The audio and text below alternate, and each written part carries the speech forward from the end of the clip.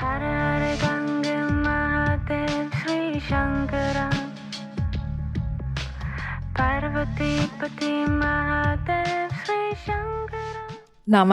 it's Sahara Rose, and welcome back to the Highest Self podcast, a place where we discuss what makes you your soul's highest development. And before we get started, check out these brands that make Highest Self podcast possible. This episode is brought to you by Four Sigmatic. Four Sigmatic is an incredible mushroom elixir company. I proudly drink their elixirs every single day. My favorite is their chai mix. It is insanely delicious. I quit chocolate cold turkey, and what helped me was drinking this chai mix every day. And best of all, they use stevia to sweeten it, and there's no sugars like the chai lattes you'll find at Starbucks or wherever else. And the mushrooms are really good for balancing your hormones, helping heal adrenal fatigue, healing your body on an adaptogenic level. So adaptogens really kind of relate to what your body needs. So if you are high stress, it will bring you down. If you need more energy, it will bring you up. And that's what's so amazing about adaptogens. They adapt to your body, and mushrooms, medicinal mushrooms, have a lot of adaptogenic properties. So you can head over to their website, foursigmatic.com, foursigmatic.com/Sahara. I have a little shop up there with my favorite Four Sigmatic products. So you can try it out, and you can also get 15% off any Four Sigmatic product using the code Sahara.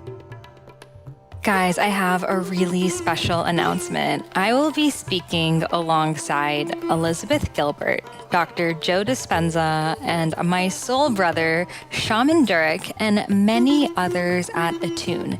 Attune is a weekend of inspirational speakers, unique immersive experiences, human connection, farm-to-table food, all in the beautiful utopia of Serenbe outside of Atlanta, Georgia. It is taking place November 8th through 11th, 2019, and spots are limited.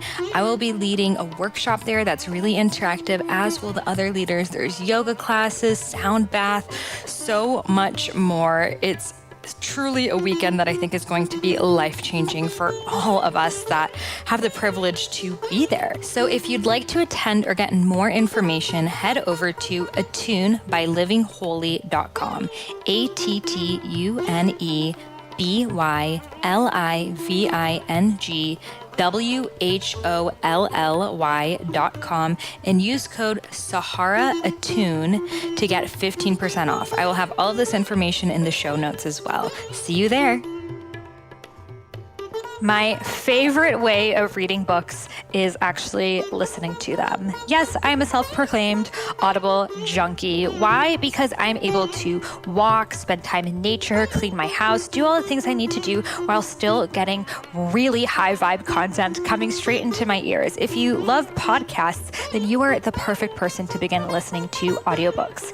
If you would like to get started with a free audiobook of your choice, head over to audibletrial.com/highest self podcast. Again, Audible, AUDIBLE.com/highest self podcast, and you'll receive any audiobook of your choice absolutely free. So before we get started, let's talk about the definition of the word alcohol. So alcohol comes from the Arabic word al-kul.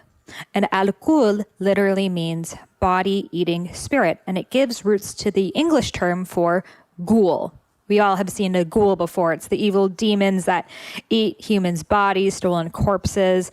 That's what the word alcohol comes from. Now, what is alcohol used for? Well, traditionally, it was used as medicine. You know, if you're going to conduct a surgery and you need to sterilize something, alcohol can sterilize that thing. Alcohol was also used for extraction. So if you put some vanilla into alcohol, you get vanilla extract. If you put any type of herbs in alcohol, you extract the herbs. Therefore, when you're putting it in your human body, you are extracting what is in the body, which is the soul. Now, this is not something that I'm just making up in my personal opinion. This is something that has been written about for thousands of years. And Yogananda, in his book, Man's Eternal Quest, speaks about this as well.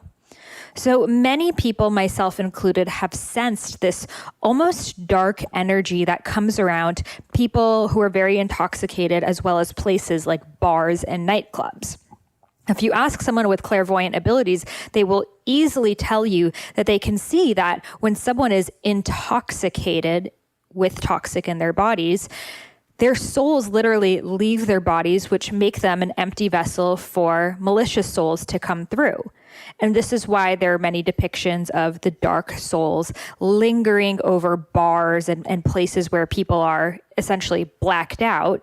When you're blacking yourself out, you're allowing the opportunity for your soul to leave your body, and any soul, which the souls that want to come through bodies to do mostly violent and aggressive things, are these more evil souls that take that opportunity. So alcohol, al-kul, the word for ghoul, to extract, to take out, which is exactly what it is doing to us when we consume it.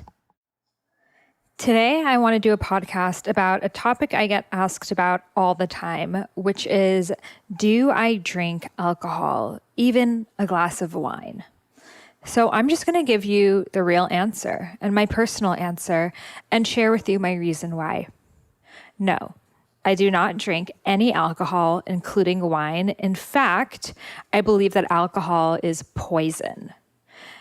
Now, alcohol being poison is not something that I thought up of. If you think about it, the word for getting drunk is to be intoxicated, to be filled with toxins. So it is actually common knowledge that alcohol is a poison and that you're filling your body up with toxins. But for some reason, as a society, we've chosen that that's okay. So I just want to share with you a little bit about why and my journey. So I'm not one of those people who's never drank a glass of alcohol in their life, who doesn't know what it's like, who's never had the fun, so is speaking from this purist perspective. No, when I was in college, I would drink probably 4 times a week. In fact, I would look forward to it. I loved mixed drinks. It was something that I got excited about. I liked the taste of the tequila and the mojito and all of that stuff.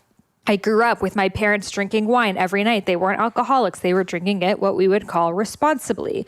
So I didn't have a reason that I came from an alcoholic background and I'm super against alcohol, or I was an alcoholic, or I've never drank alcohol. I actually come from a pretty moderate background, drinking the way that another college student or typical American does. Would drink on the weekends, have fun, never got, poisoned by it or anything. But the way that I would drink it was essentially poisoning myself, though it was not what we call alcohol poisoning. Still, having a drink is putting poison in your body.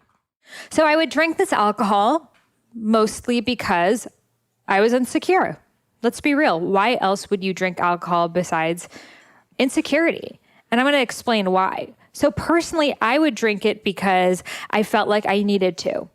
I felt like it took off a mask that I could be more of myself. I felt like I was more fun and playful. I felt like I could get along with people more easily. I felt like a cooler version of myself. I could do things like speak in Spanish super fluently that I couldn't do when I was sober, or so I thought. And I felt like drinking was the cool experience that you finally got when you're an adult. And it was something to be celebrated and enjoyed and to do often.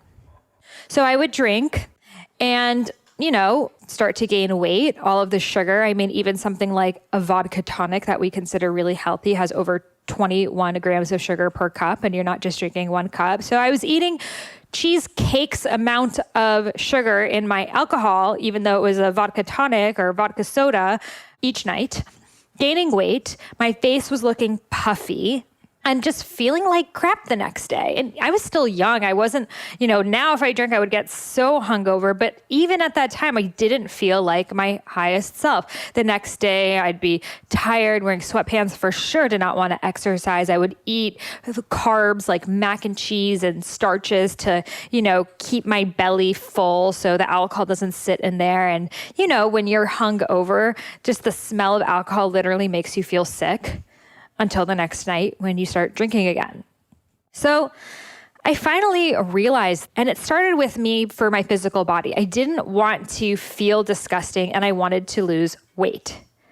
So I decided that after my freshman year of college that I would take the summer off and stop drinking and just get really healthy to lose weight. And not only did that happen, I lost 20 pounds in one summer from just not drinking, but I felt so much better, so much more vibrant, so much more clear, so much more confident because it was coming from myself. So I would still dabble in alcohol, have a drink with friends. I thought it was fun. I enjoyed the taste. I enjoyed the experience. But little by little, my body began rejecting it.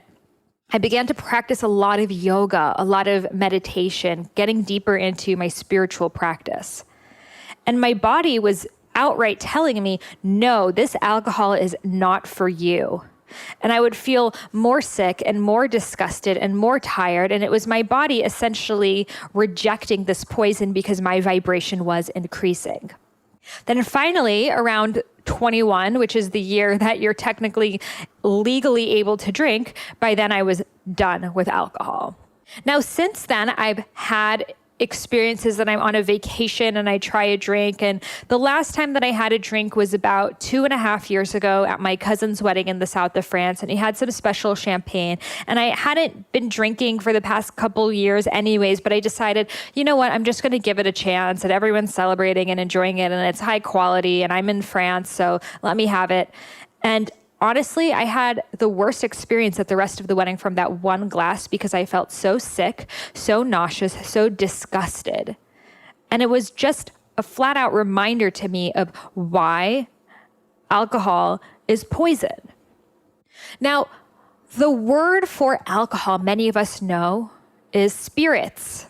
Vodka, gin, tequila, all of these hard alcohol, they are called spirits.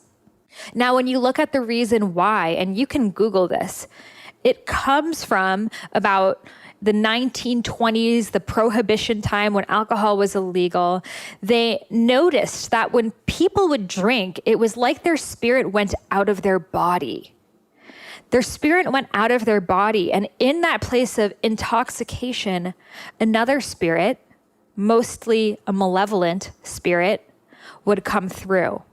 And this is why people would get into fights, would get angry, would say things they would never normally say, violence, aggression, when they were drunk, because they literally were out of their body that an evil spirit would come through.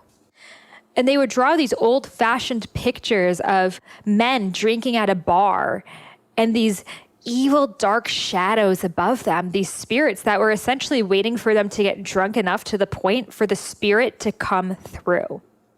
And this is why probably most of domestic violence, aggression, even acts like rape and murderers, a lot of the times they are drunk. Let's talk about the number one cause of death in this country. A homicidal death. It's not from someone coming and shooting you. It's from drunk driving. So when you drink, not only are you harming yourself, but you're harming everyone around you, from your immediate surroundings, the people that have to deal with you, to total strangers if you get behind a car. I believe that drinking is just as bad as smoking cigarettes. Both of them are not only harming you, but they are harming the people around you through secondhand smoke, through drunk driving, through aggression. Now, alcohol, for many of us, we use it as a shield because we don't feel comfortable in situations. For example, let's say you go to a bar and you feel awkward because you don't know anyone and you want to, be more loose and fun and free. So you go to the bar and you start drinking. Because it feels like, oh, finally I can mask myself behind this drink and I can behave the way that I actually want to behave, but blame it on the alcohol.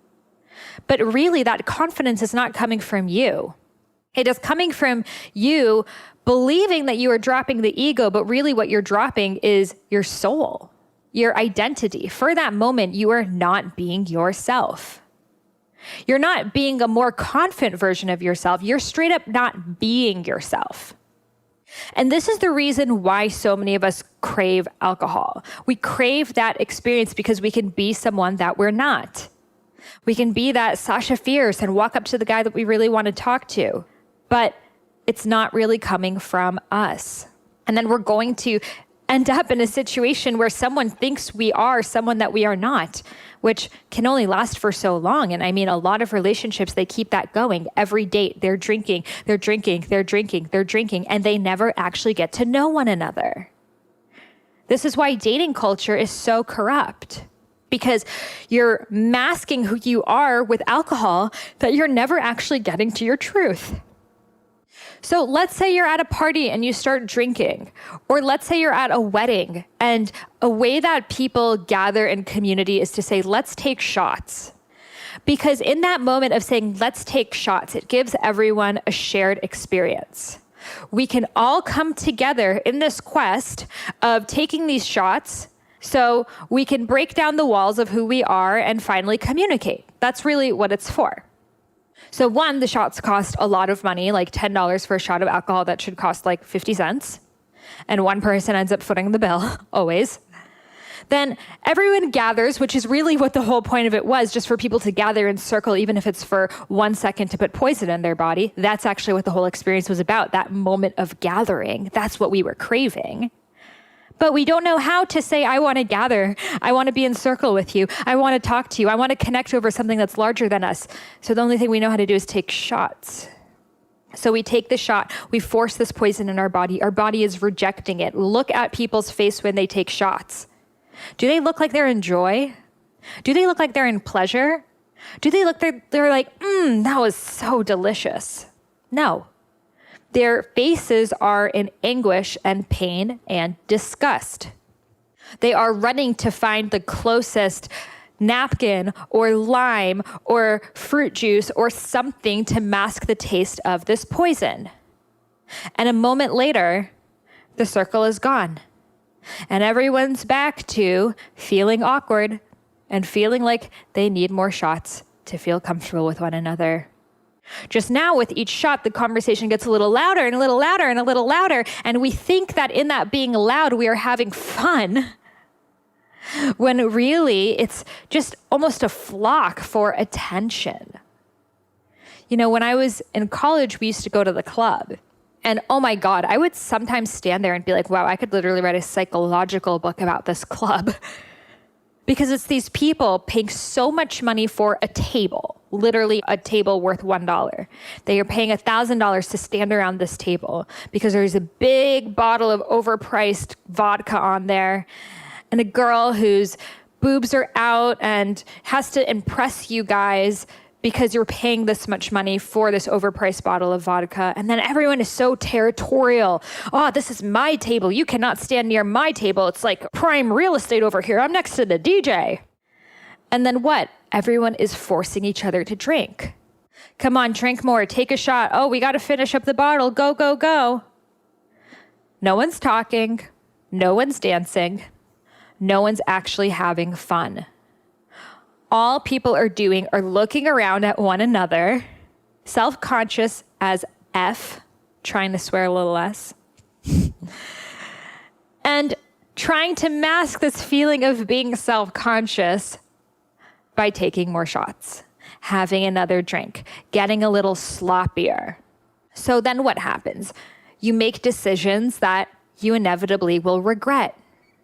You make out with some guy that you don't know his name. You may go home with him. You may lose your keys there. You may have to do the walk of shame in the morning. And is that fun?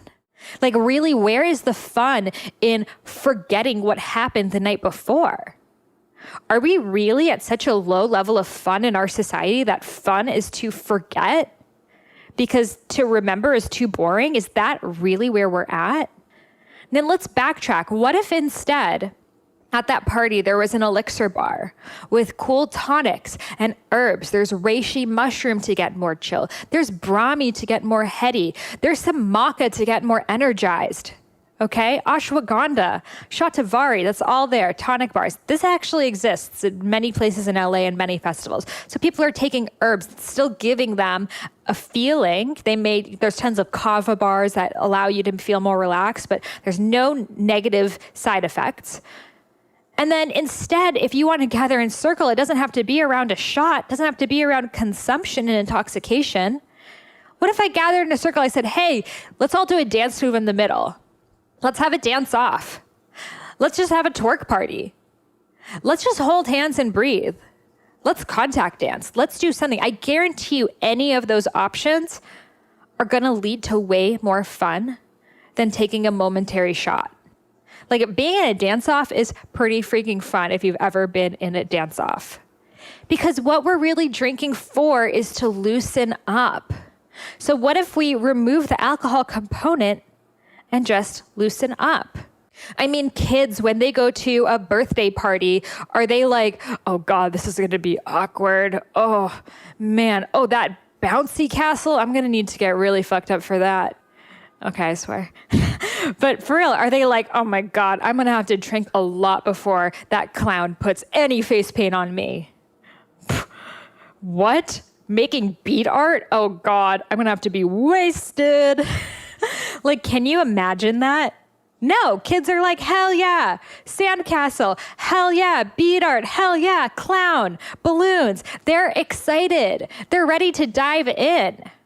You know, my mom was going through her stuff and she found this piece of paper I had typed up and printed when I was like in 3rd grade. And it was my birthday party schedule. And it's like, guests arrive, Piggly Wiggly, limbo, the magic circle, the musical chairs, charades, this, that. It was like 30 games in a row that somehow I believed that we were going to do in my like 2-hour birthday party. And then I'm like, open up goodie bags, compare prizes, piñata, cut cake, sing happy birthday. Like I had a stacked schedule. No kid had to take a shot to arrive to my party. We were already on that lit juice. We take a quick break from this episode so I can share with you an amazing opportunity. Are you interested in having a career focused on health and wellness? Well, if so, then the universe is calling you to become a holistic health coach. I am offering this incredible deal, a discount of $1,500 off my alma mater, Institute for Integrative Nutrition, which is the world's largest nutrition school with guest teachers such as Deepak Chopra, Chris Carr, Dr. Hyman, and Dr. Andrew Whale, and so many others. It is split between 6 months of health coaching programs teaching you hundreds of nutritional theories, including Ayurveda, as well as 6 months of business coaching. And as an additional bonus, I am offering a webinar where I will teach you how to use social media to create a thriving career as a health coach. On top of that, I have created a private Facebook community just for the Highest Self podcast listeners who are becoming health coaches to connect with each other, meet up with each other, and support one another on this journey. So if you're interested, send an email over to Sahara, Sahara, at eatfeelfresh.com with subject IIN. Again, Sahara at eatfeelfresh.com with subject IIN. And I will personally send you back the email that will allow you to get a $1,500 off discount, as well as my business coaching webinar and the private Facebook group. I'm so excited for you to begin your journey as a health coach. I'd love to introduce you to the tea brand I've been loving recently, Vadam Teas. The tea starts in the mountains of the Himalayas and within hours of harvest are packed at their tea facility and shipped all around the world. I'm personally indulging in their Master Tea Assorted Pack, which contains 15 loose leaf blends, black, oolong, green, and white. They pack their teas in single-serve premium pyramid tea bags so you can have the convenience of loose leaf tea anywhere. Not just this, but they've managed to eliminate all middlemen from the sourcing process, thereby retaining all earnings in the source region for the farmers. These teas are fair trade, organic, and pesticide-free, and they benefit the farmers directly, which I deeply care about. Additionally, every time you pick up a pack of Vadam teas, a part of the revenue goes towards educating the tea growers' children, which makes it all even more worthwhile. Oprah just listed as one of her top favorite things, so I take Oprah's word for it.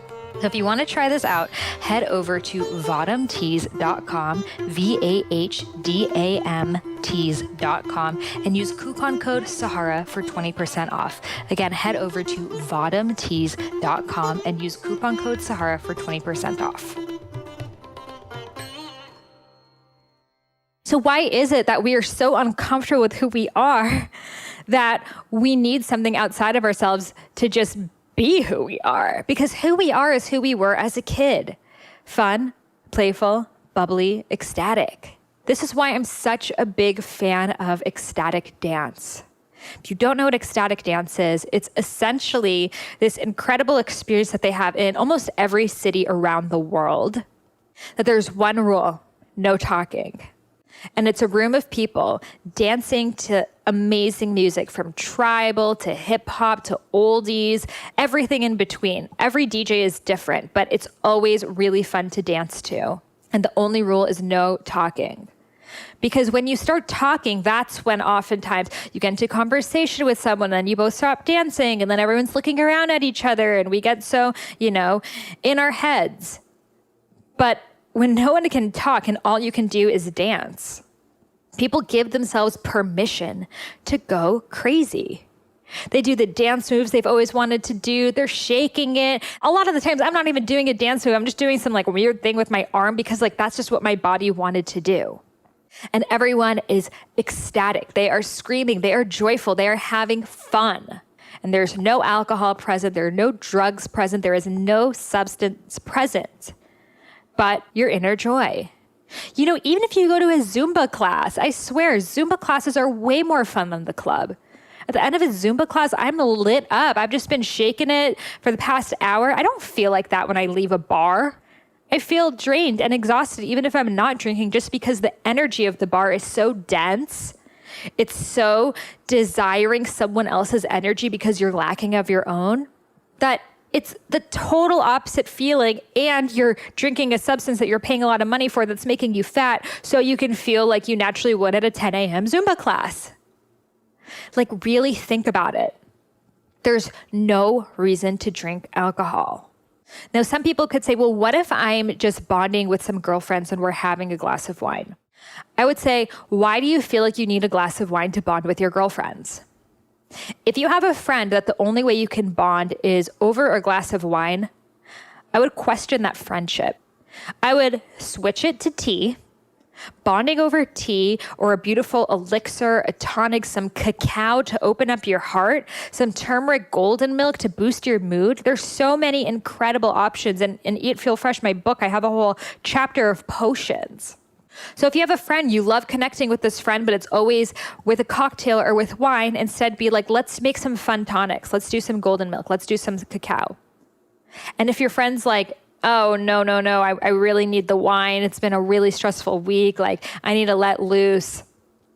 Then that friend is not facing something deeper inside of themselves.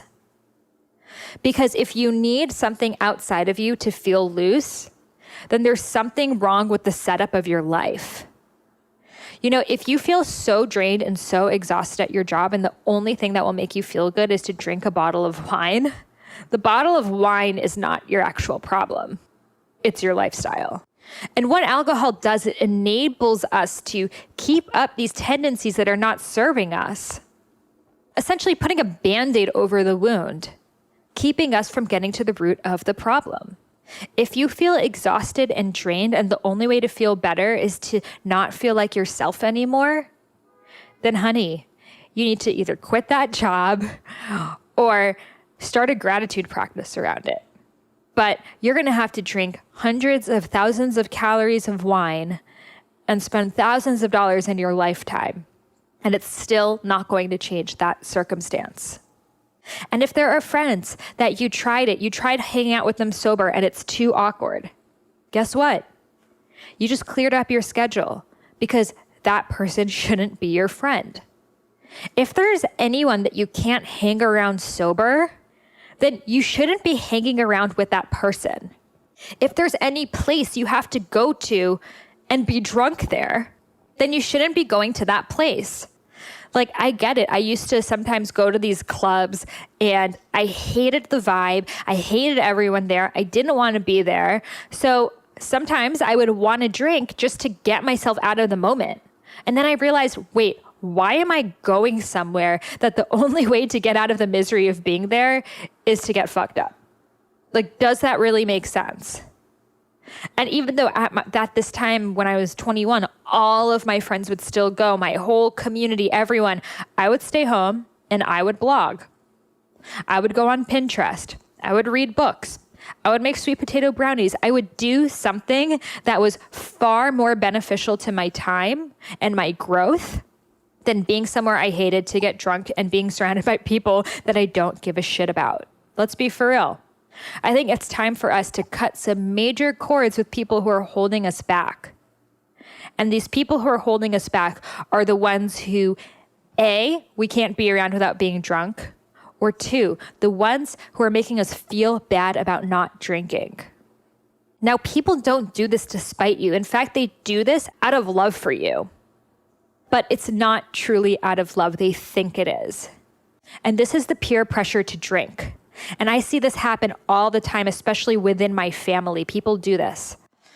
They say, oh, come on, have a drink. Oh, come on, drink with me. Oh, let's bond over this. Like back when I lived in India, it was so much of, it's disrespectful to not have a drink with the person whose party it is. Because the way that you and I connect is through having a drink with each other. And this is not just an Indian culture or Persian culture. This is I know many Asian cultures. I know South American cultures. A lot of cultures have this innate peer pressure to drink. And then when you say no, people take it offensively. I've experienced so much of this. And guess what? They get over it. Because the reason why they're telling you to drink is because they want to bond with you. And they think by you saying no, that means you don't want to bond with them back. So that's why they can take it to heart. So I would say I stopped drinking. I don't drink anymore. And at first they would try, and I really kept myself to it. I know a lot of people say, hold a glass of water so it looks like you're drinking and pretend you're drinking that. That was not my tactic. I was like, I don't drink anymore. And the second time, third time they kept asking me to do it, people stopped. They realized Sahara doesn't drink. So then they wouldn't take it offensively anymore. They wouldn't think that I'm not trying to not connect with them because I'm not drinking. They just knew I was someone that doesn't drink. So I wasn't pressured anymore. But if I seemed on the fence, like, oh, I don't know, oh, okay, fine, just this one time, or pretending I was drinking with them, guess what? They're going to think I actually really want to drink and I'm being shy about it. So they're actually doing me a favor by pressuring me into something that I wanted to do. They really think that. But by me just being like, nope, I don't drink. This is something I don't do. Just like if you have a food allergy, I don't eat shellfish. I don't eat peanuts, whatever it is that you don't do. People are going to be like, oh, come on. I know you're allergic to shellfish, but just this one time. Come on, let's have this lobster together. It's okay if you're going to suffocate and possibly go to the emergency room. Come on. Oh, your kid's allergic to peanut butter, but I make the best peanut butter jelly sandwiches. Okay, you ate here. I'm going to make some peanut butter jelly sandwiches for us. It's okay if you die. Can you imagine that? No, if your kid's allergic to peanut butter, they're going to be like, oh my God, I will make sure I don't even bring peanuts around you.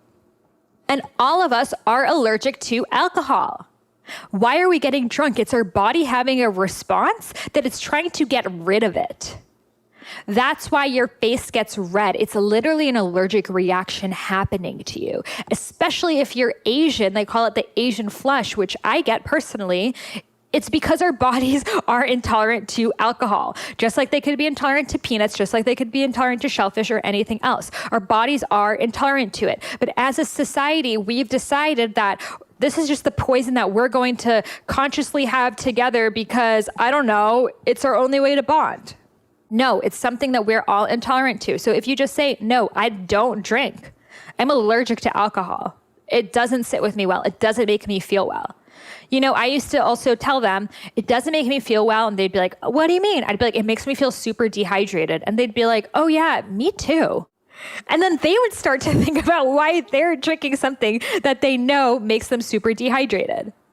And being dehydrated leads to digestive issues, skin problems. Like if you want to have glowing skin, people ask me all the time, how do you have glowing skin? I don't drink alcohol. I eat healthy. I hydrate myself. It has nothing to do with the serums I put on. It has everything to do with within. So if you want to look beautiful, instead of getting all dressed up and heading to the bar, instead do some meditation, do some yoga, and don't drink. And that's how you're actually going to get really beautiful. So it's so interesting because we live in this society that so values being thin and having glowing skin, and then promotes us to drink the very thing that prevents us from that. Really, what we are lacking is community. And alcohol is not creating community.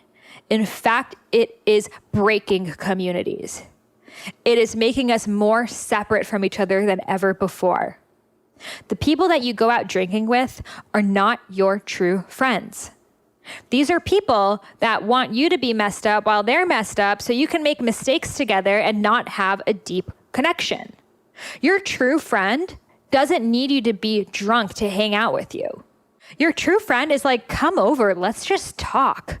Your true friend is not going to want to meet you at the bar at 12 midnight, not PM, AM. That's not your true friend. Maybe that person can become your true friend, but it's never going to be through this connection. It's going to be through real, sober, authentic communication.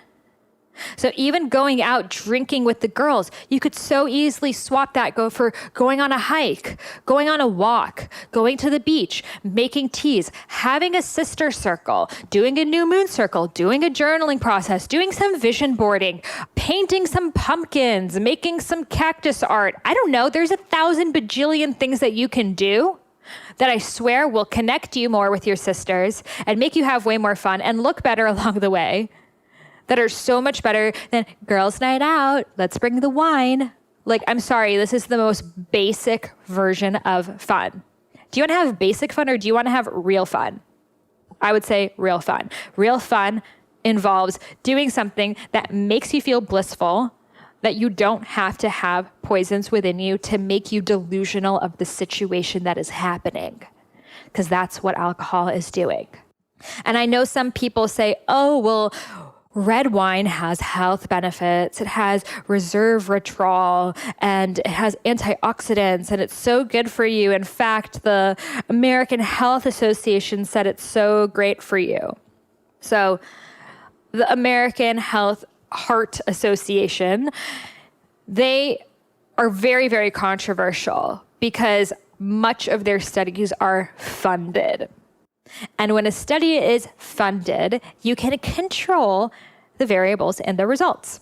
So yes, resveratrol on its own can be good for you, though Harvard says it doesn't make any difference in your health. It's not an essential vitamin or mineral, but it is one, so I will recognize that. However, you can also find it in berries, blueberries, you can find it in grapes, you can find it in pistachios, cranberries, dark chocolate. So why are we not making such a big deal about blueberries? I mean, people are, but not to the level of red wine. They're acting like red wine has this like one nutrient that the body really needs. So that's why I got to drink my red wine. No, eat some friggin' blueberries, have some pistachios, have some dark chocolate. At least dark chocolate's going to be enjoyable and not make you feel like crap the next day. You don't need red wine. Have you ever seen someone that's like, oh, my health is deteriorating. I didn't drink enough red wine in this lifetime. No. The people who are sitting around drinking red wine being like, oh, I'm just drinking it because it's so good for me. Those people are like the old men with massive stomachs who are like, oh, it's so healthy. And they've never worked out. They smoke like Cuban cigars. They sit on their asses drinking red wine, thinking they're doing something good for them. Now, I'm not saying that's everyone, but we all know someone like that. My dad, he says the same thing. He's never gone to the gym, eats barbecue, cold cuts, whatever comes his way, but suddenly red wine is good for you. I'm sorry, this is a sorry excuse for health benefits. If you want to do what's good for you, don't drink alcohol. So essentially, no, I don't drink alcohol, and I don't believe that anyone in this day and age should or should need to. I believe that alcohol is a Band-Aid over our own insecurities, our own wounds. I believe that no real connection and no real communion comes around alcohol, because we could create that same community without it. I do know a lot of people love the science of wine, etc., and I respect that. However, as you become a more conscious person, you're going to notice for yourself that it's not resonating with you. It's not sitting well with you. And listen to that. Listen to that more than this podcast. Listen to how you feel. Because I promise you, if you're a Highest Self podcast listener, you are conscious AF. And you care about organic foods, and you care about your thoughts, and you care about everything you put into your body. So you should hold the same standard with alcohol. And this doesn't mean, oh, we'll get organic biodynamic wine or this. Yes, that would definitely be better for you than beer. But it's still poison that you don't need. Instead, check out kava bars. There are kava bars all over the country now. Kava is an incredible herb that's a beautiful heart opener. It makes you really social and giggly and fun. I went to an awesome kava bar in San Diego. They had a whole kava menu of different flavors, and some were more chill and some were more laughy. And again, this is not a drug or anything. It's literally just like an herb called kava root. So you can go to a kava bar. You can meditate. I recommend just doing that. You can ecstatic dance. You can just be a fun person. Like, do you ever feel like with your best friend, you have to be drunk to hang out with them? No, the conversation just flows. So if there's anyone that you feel like you need to be drunk around, I would just question that. And instead, again, have some golden milk. Have the rose tonic that's in Eat, Feel Fresh. It's such a beautiful, the Shakti rose latte. Have some cacao, just raw, dark cacao. It's such a beautiful heart opener. Have some tea, have some oolong, have something else that benefits you, because really what we're wanting is to sit down with someone. We're really just wanting that connection. So instead of putting a block between our heart and that person's heart, which is alcohol, let's truly open our hearts and connect on a deeper level, person to person, heart to heart. I hope you enjoyed this episode. I would love to know your opinion about alcohol in my Mind Body Balancers Facebook group. Just search that. It's my free Highest Self Podcast Facebook group, and it's where we discuss different topics. And be sure to comment on Instagram at I am Sahara Rose. I'm always polling you guys to see what are your opinions. I'd love to know your opinion on alcohol and to dive deeper. And be sure to also check out ecstatic dances around the world, because ecstatic dance transformed my life. It is the most healing experience in my existence, truly. Especially the Ubud Bali ecstatic dance was life-changing for me. And I go to Ecstatic Dance LA. Every 2 weeks they have it. There's ecstatic dances in New York. There's 5 Rhythms dance. 5 Rhythms dance is also very healing. It's like a form of ecstatic dance, but a little bit more guided. So if you feel like, I don't know how to just dance like crazy without anyone telling me what to do, I feel like I need a little bit more of a nudge, check out 5 Rhythms. Again, 5 Rhythms is around the world. There's 5 Elements dance, which is created by my teacher, Malaika Darville, that she teaches. I created one called Dance Your Doshas, which is dancing your Vata, your Pitta, and your Kapha. There's so many options out there. Even if it's going to a dance class, that could be really fun. Singing with your friends, walking in nature. There's so many beautiful alternatives. And I really feel like we need to start experiencing more sober dating. Go on a hike for your first date. Go on a walk. Go to a paint class. Do something else without alcohol. And I promise you're really quickly going to know if that person's for you and if that person is not. I hope you enjoyed this episode. And if you loved it, I would love to share with you the first half of my unreleased book, Eat Right for Your Mind Body Type, which is different from my book, Eat Feel Fresh. It is my unreleased, never to be released book because it is now part of my Eat Right for Your Mind Body Type program. I would love to send it to you absolutely free. All you got to do is leave me a review in the iTunes store, take a screenshot and email it over to me at sahara@eatfeelfresh.com. Again, take a screenshot of the review and email it to me at sahara@eatfeelfresh.com, and I will send you the first half of my unreleased book, Eat Right for Your Mind Body Type. Namaste.